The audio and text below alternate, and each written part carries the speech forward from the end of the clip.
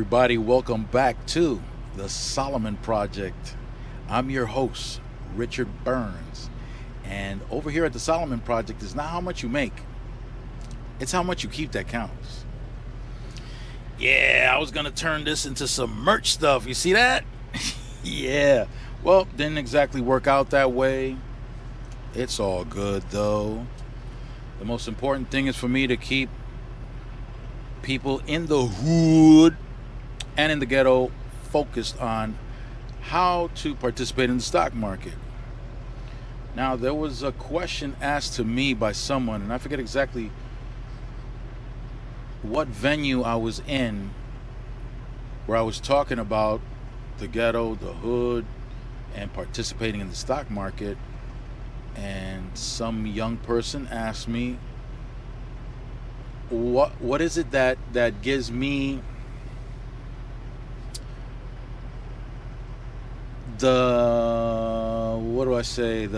authority, maybe the authority or the credentials to be able to speak to the hood or the ghetto,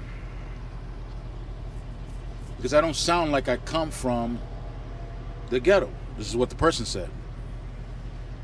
That's fair. It's a fair question.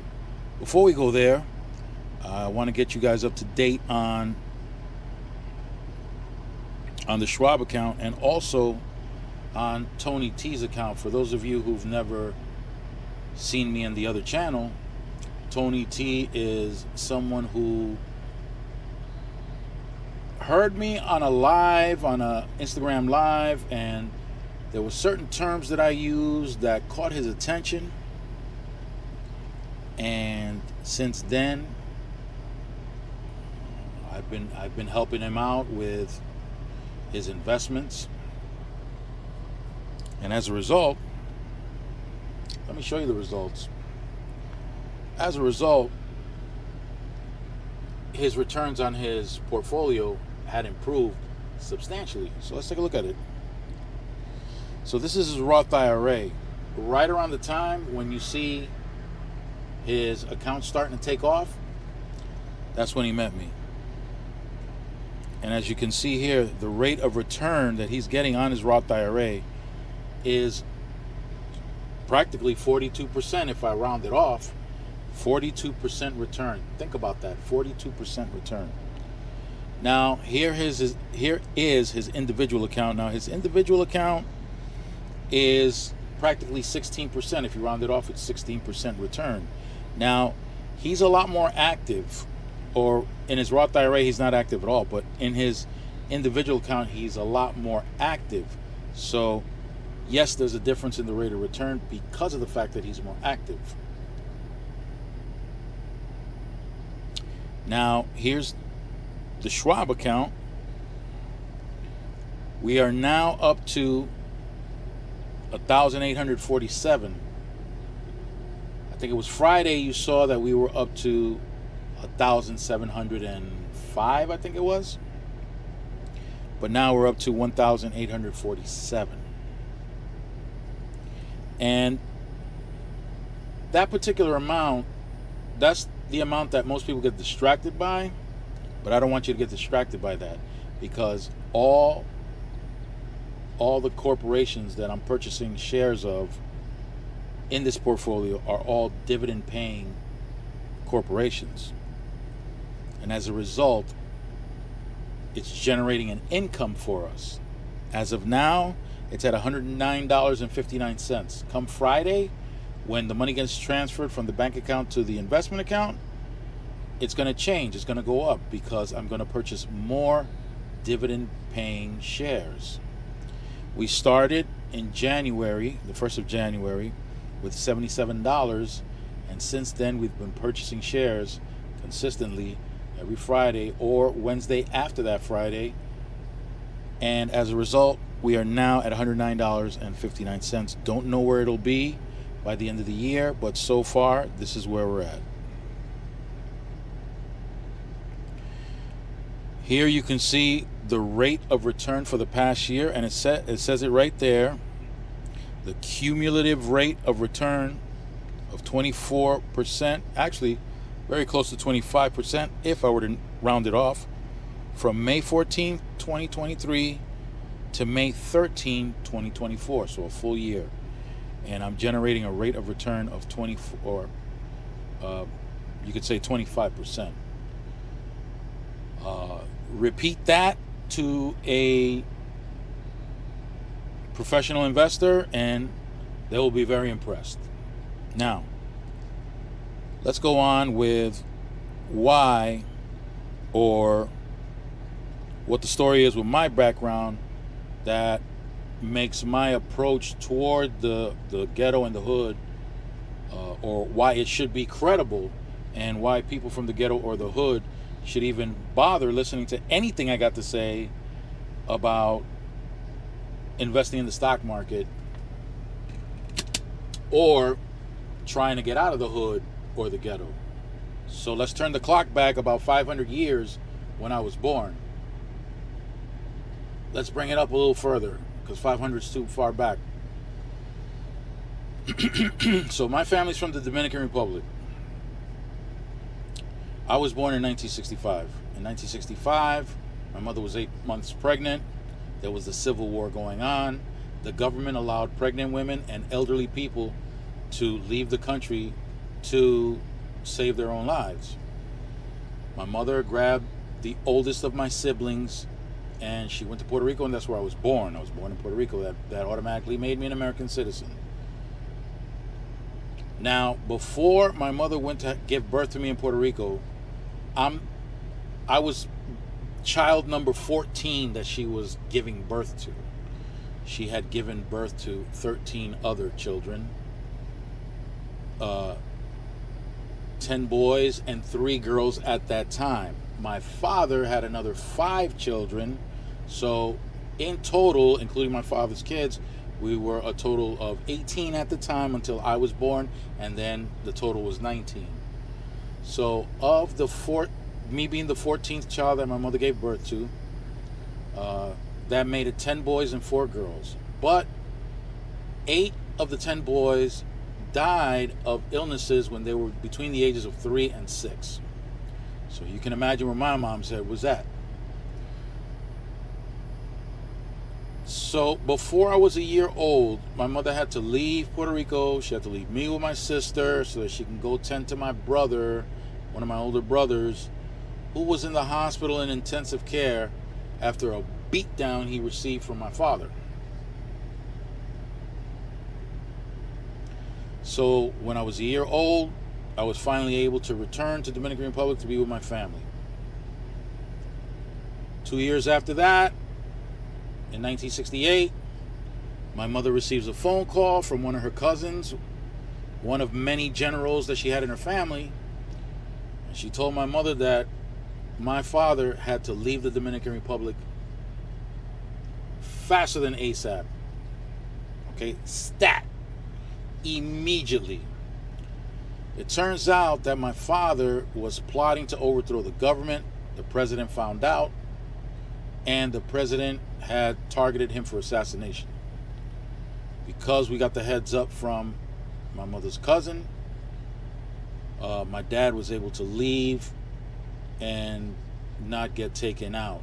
But when he left, he took my mother, he took me along, of course, I'm an American citizen, and 3 of my siblings. So it was my parents, myself, and 3 of my siblings in an apartment in Washington Heights, a 1-bedroom apartment in Washington Heights, 168th Street in Amsterdam, very close to where Malcolm X had been assassinated. So soon after we arrived to that location in Manhattan, the same brother that was in intensive care from a beatdown from my father wound up in intensive care again because he got jumped by some of the local guys from the neighborhood. After that, we moved to the Bronx, very close, 2 blocks away from where hip hop was born, right by the park right at the end of Burnside Avenue, Burnside and Sedgwick, where hip hop was born. This was back, I was living there in 71. That was the first time I learned astronomy. I learned about the stars at a very early age, because the kid that lived across the street smacked me right across the side of the head with a brick that was laying around from a construction site. So that's where I first learned astronomy. I went to school. Sometimes my older siblings took me to school. Sometimes I went by myself. 6, 7 years old, going to school, crossing streets, crossing avenues to get to school. PS 26, if I'm not mistaken, right on Burnside Avenue. And then from there, we wound up moving to Harlem. Was it Harlem first? Yeah, we moved to Harlem. Harlem was pretty interesting. By the way, every location I'm about to tell you is ghetto. So we're in Harlem. I had to cut through the projects to get to school. That was a mission. That was a fight like every other day.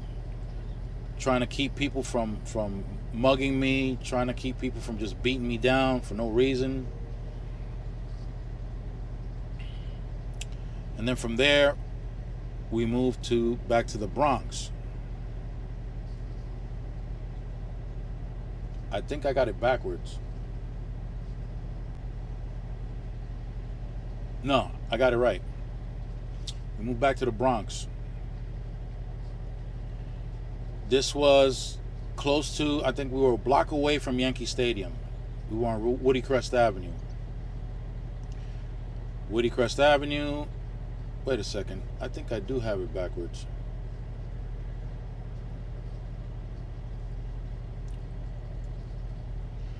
No, I went from Loring Place in the Bronx, PS 26, to 162nd and Woody Crest.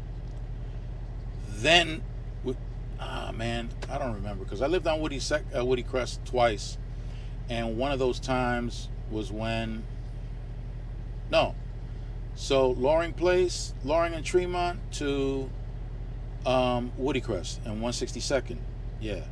So there, things were kind of crazy. I was still going to my same school, even though I moved. I had to take the train to go up to PS 126, which was on Burnside. So there, after that, we moved to Harlem. Then from Harlem, we moved back up to 162nd and Woody Crest. So when we went back up to 162nd and Woody Crest, that's where they almost killed my father. He got jumped by 4 people. And in all these locations, there were people getting high. It didn't get intense until after we got to Harlem. Then I got to see people laid out on the streets, needles still in their arms, homeless people obviously all messed up financially, physically, all kinds of stuff going on. Harlem is where I got my head cracked open.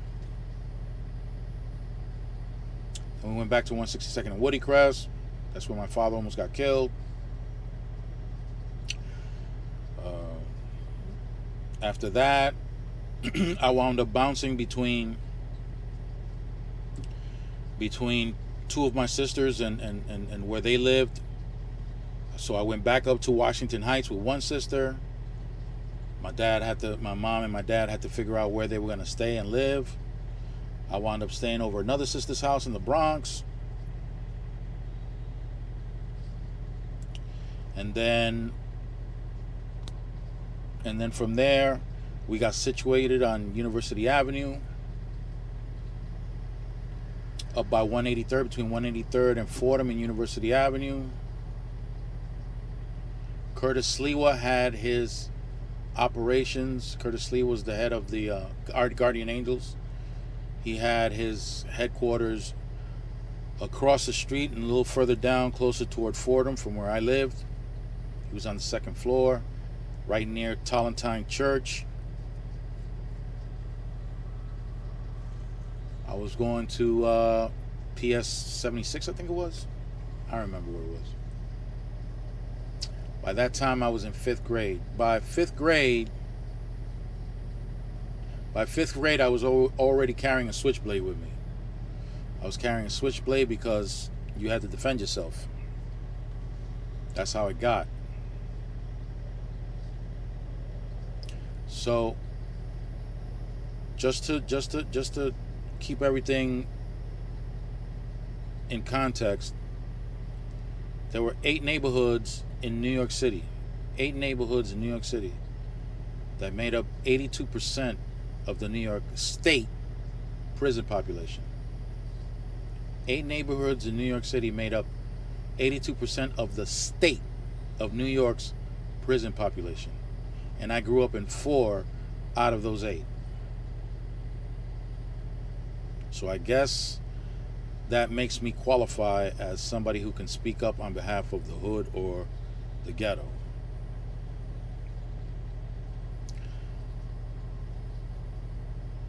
Where was I?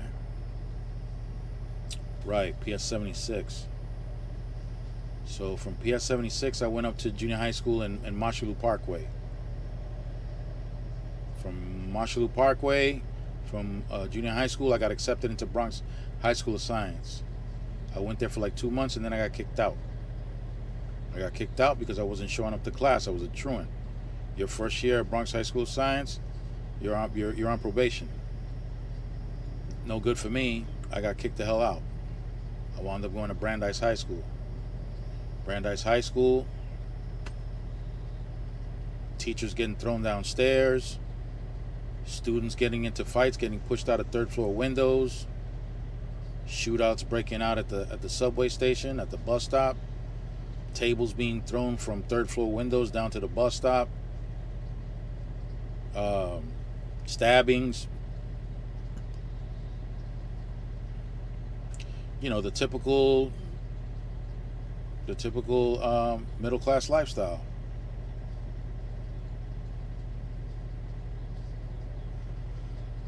Well,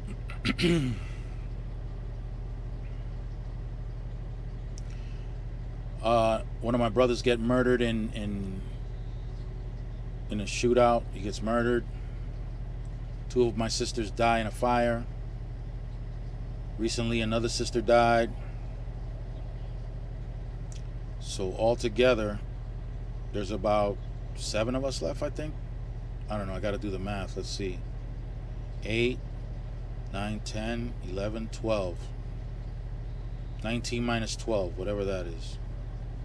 That's what's remaining. So 1996 comes around.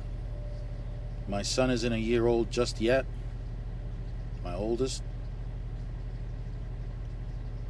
And I'm talking to his mother on the phone. And then suddenly it goes silent. But I can hear everything that's going on in the background. There's gunfire in the background. I wasn't sure if she got hit or not.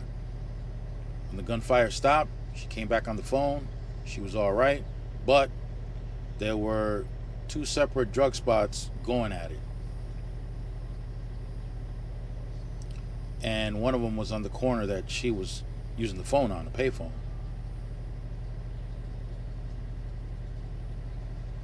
So I skipped a lot of stuff there. I skipped a lot of the crazy, violent things that occurred around me, next to me. I've been at the wrong end of a gun on 4 occasions. And in one occasion, separate from all those 4, I had an incident in an elevator where the guy standing next to me in the elevator got shot up I don't know how many times. By the way, guns are extremely loud inside an elevator and in a hallway of a building. I don't know how I didn't lose my hearing, but Yeah, it's loud. My mother almost lost her life in a subway.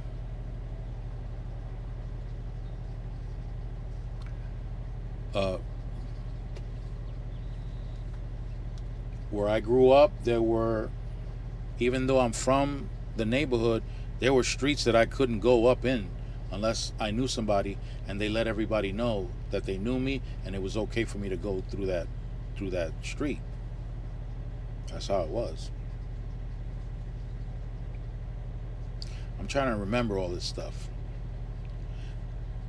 I've had run-ins with the law on many occasions.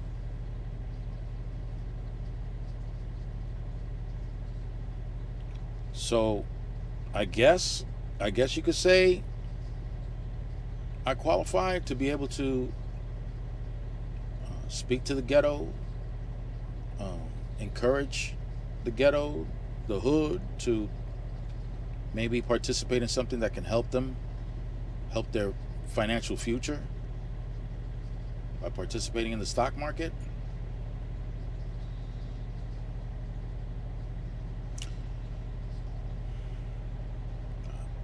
I'm 58 years old.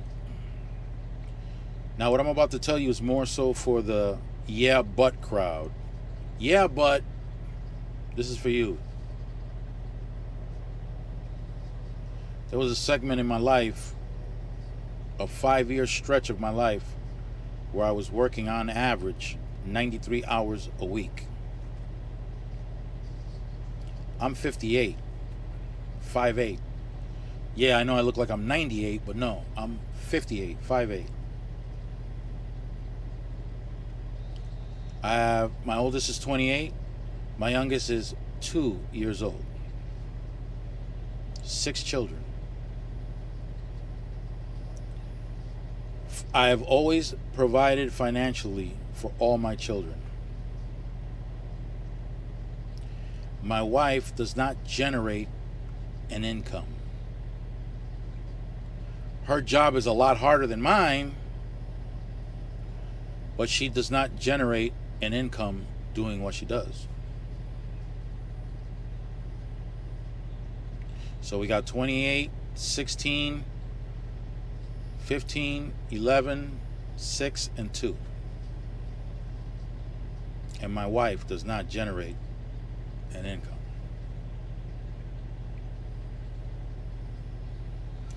So anytime somebody comes out with, yeah, but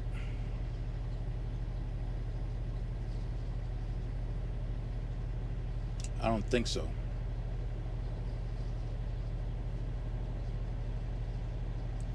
Yeah, I don't think so. As you can see, I'm a truck driver. How much do you think a truck driver makes? Yeah, but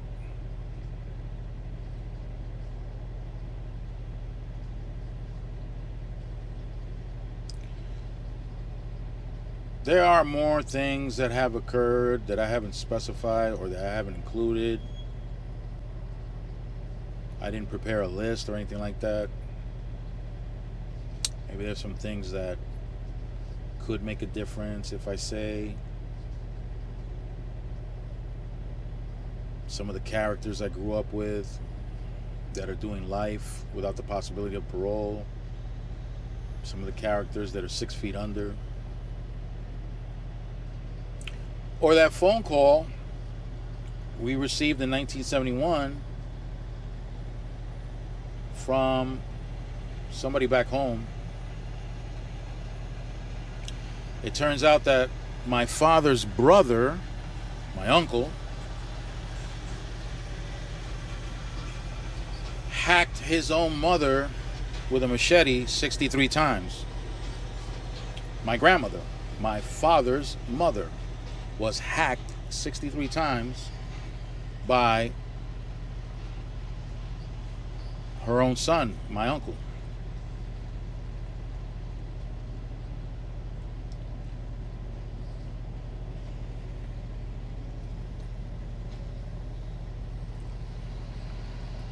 I would love to be able to say that that's unusual, but on my father's side of the family,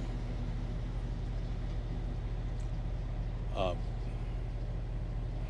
they kept the funeral homes profitable.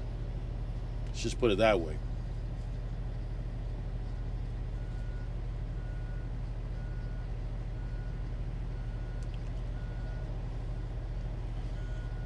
So throughout the years, being a plumber's assistant, being a delivery boy for a Chinese restaurant, driving a yellow cab for 10 years, driving gypsy cab, truck driving, other jobs that I'm not going to mention here.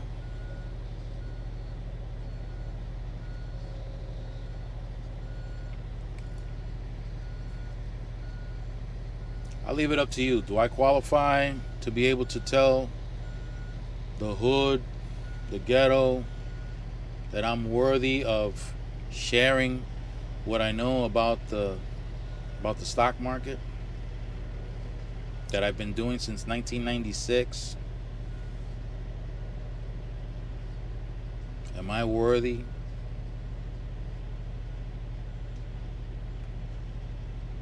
My people from the hood and from the ghetto, are you willing to accept me so that I can present some of what I know about the stock market? Because I'm not going to reveal everything on this channel. There are people that have personal and direct access to me, and I help them. I don't charge them. I get paid the best way I know how to get paid, which is I see them excel. I see them grow financially. I got Omar. I got Tony T. I got other people on board. I got my son. So where I get paid is when I see them become financially independent, when I see them grow, when I see them learn things and move on and not need any information from me because they've learned everything and what they've learned was enough for them to be able to excel financially. That's my payment. That's my reward.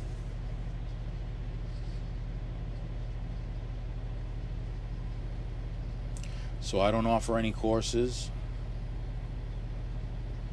I don't get on here for any kind of payment whatsoever. I had a what do you call this account? I forget the name of the account, but nobody really comes on it, so I don't worry about it. So I just dedicate my time to those people who access me directly, and I just help them through the process. And the most important thing is it's not the strategies that I teach them. It's not the options trading that I teach them. None of that matters if you don't have the two most important ingredients of all: discipline and consistency. That's it. If you don't have that, it doesn't matter what I show you. You will fail, and you will fail miserably.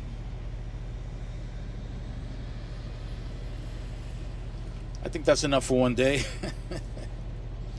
I want to thank you all for, if you made it all the way through till now, thank you. Thank you for being patient. Thank you for demonstrating some type of interest. Hopefully it was worth your while.